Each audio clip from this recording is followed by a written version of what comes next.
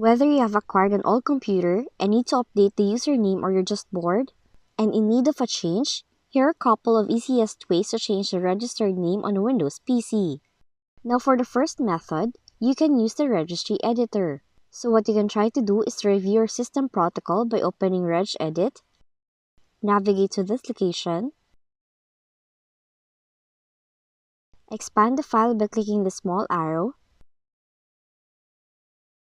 then double-click the registered owner, and change this value from the current name to whatever you see fit, then click OK.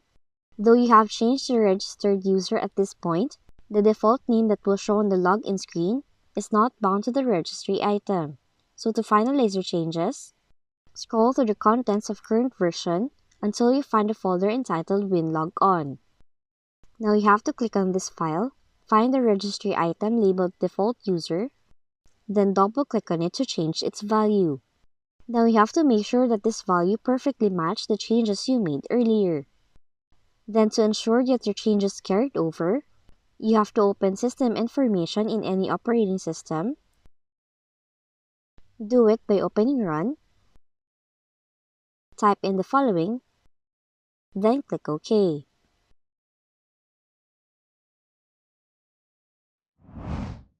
Now another option is to open Control Panel, select User Accounts, click Change Account Type,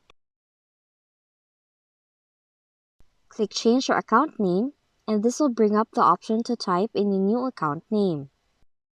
Now you have to type in the name of your choosing, and then click Change Name to finalize the process. Now when you log back in, your computer will display your newly entered name in the Login Information section. Now that's how you can change the registered name on a Windows computer. If you found this video helpful, kindly like and subscribe. You may also click and turn on the notification bell so you can be notified from whenever we release new videos.